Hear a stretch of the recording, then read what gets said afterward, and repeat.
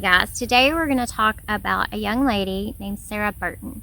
She was born February 22nd, 1990 in Joplin, Missouri.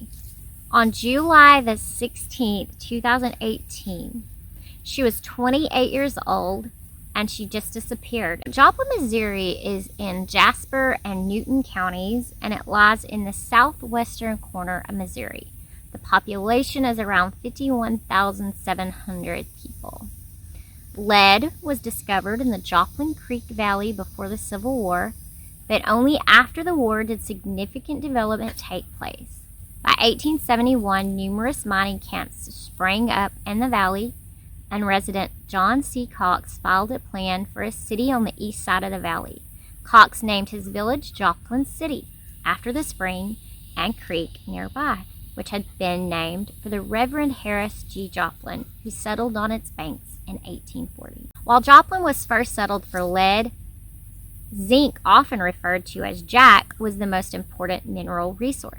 As railroads were built to connect Joplin to major markets in other cities, it was on the verge of dramatic growth. By the start of the 20th century, the city was becoming a regional metropolis. Construction centered around Main Street, with many bars, hotels, and fine homes nearby. Joplin's three-story House of Lords was its most famous saloon. Trolley and rail lines made Joplin the hub of southwest Missouri.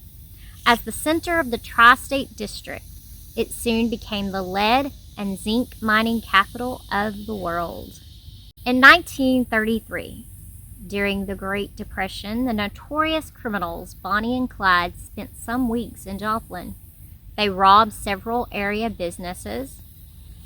Tipped off by a neighbor, the Joplin Police Department attempted to apprehend the pair. Bonnie and Clyde escaped after killing Newton County Constable John Wesley Harriman and Joplin Police Detective Harry McGinnis.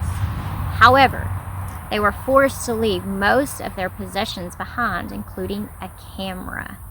The Joplin Globe developed and printed the film, which showed now legendary photos of Bonnie holding Clyde at mock gunpoint, and of Bonnie with her foot on a car fender, posed with a pistol in her hand and cigar in her mouth. The couple stayed at this garage apartment on Oak Ridge Street and 34th Street. And that's just kind of some information about Joplin I just found interesting. Now we're going to get in. Sarah was with a couple of friends. I've seen a couple different places. Their names were Lacey Chris and Erin Sutton. She and Lacey were really good friends. They had been shopping in the Payless shoe store. And after shopping, they dropped her off at a service alley near 10th and Rex. And she was last seen on foot in the 900 block of Rangeline. Friends advised they separated ways and they later couldn't locate her in the area. Burton had intended to walk home, but she never arrived. The last time she was seen was later that same morning at a residence in northwest Joplin, 10 miles away from where the friends had dropped her off. The police investigated the apartment. Her friend who dropped her off contacted her parents, Ron and Stephanie, a few days later because Burton had left her purse and one shoe in the friend's car. And so then her parents reported her missing on July the 20th.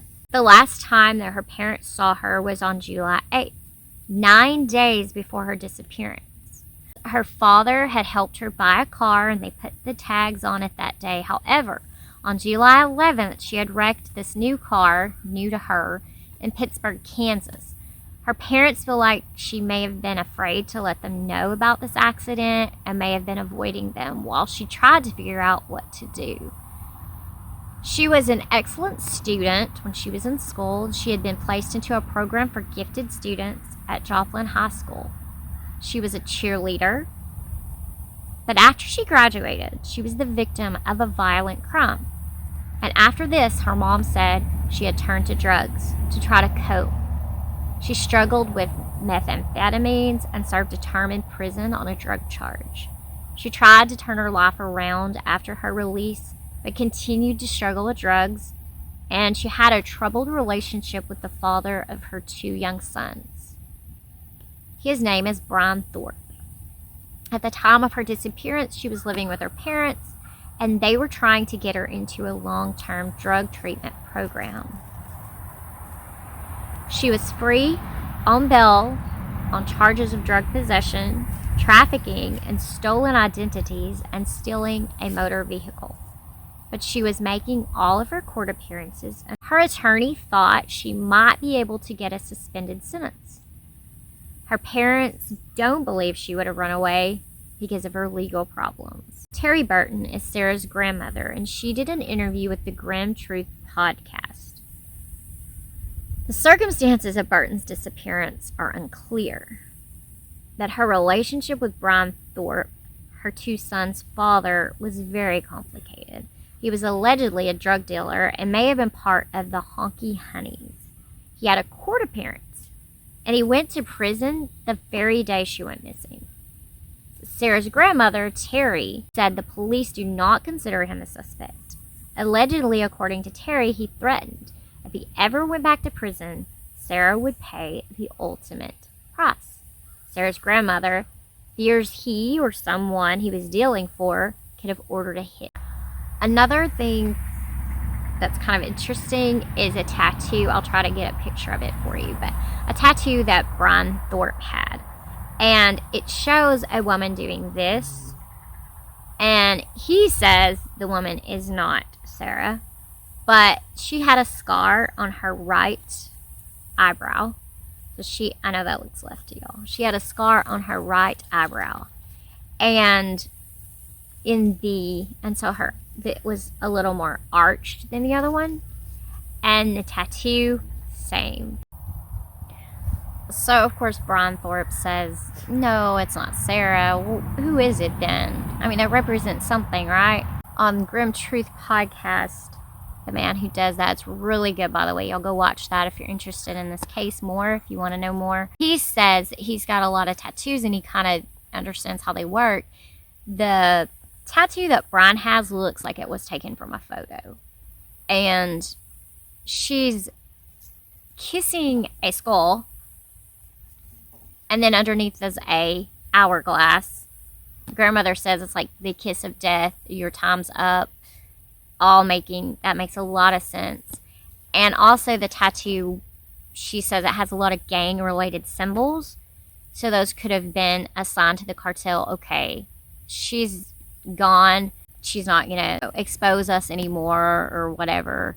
And there's also this guy, his name is Cliff Trewin, and he makes a post on Sarah's page that says, where's my wallet and stuff that you stole from me? And then he says, karma's A. And to me, I'm not saying he did anything to her. More than likely, it seems like her kid's dad may have. I don't know. I mean, I can't really say for sure. Somebody did something to her, though. I don't believe that. Just from research and things, I don't believe that she is still with us. There's also a house that was connected with the Honky Honeys, and the police went in that house and did some investigating. So they're not releasing anything because it is an ongoing investigation. And I don't think that she's alive, and I hate to say that.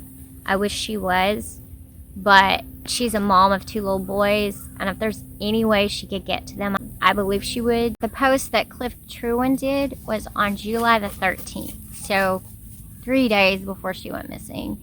That's suspicious. I mean, it doesn't make him a murderer. Another thing interesting to note is there were some keys that were found along the railroad track, and somebody put it on the Facebook missing page for Sarah. It was actually Sarah's page. Her mom, which the post is removed now, said, yes, those are Sarah's keys. But then somebody else said they were theirs. And I don't know whatever came of that, but I would assume the mom would know her own daughter's keys, and she said they were hers. That's all I know about that. It's interesting, but that's all I know. That is Sarah Burton. I wish that we could solve this and figure out who caused her to go missing so that justice could be served for her and for her family, for her precious little boys. If you have any information regarding this, then turn it in. There is like a $5,000 reward for information, but that's not the point. The point is to find justice for Sarah. So if you do know anything, then please turn it over to the police. Get it to the right place. And maybe we can solve the disappearance of Sarah. Alright, I will see y'all in the next video. And if you wouldn't mind, just like and subscribe. It does help me out, and I would appreciate it if you enjoyed this video at all. And if there's any other cases that you want me to look into, if I can and if I can find information, I will. And I hope y'all have a wonderful day and enjoy these nice temperatures if you're getting them like we are here. It is so nice. Alright, see y'all later. Bye-bye.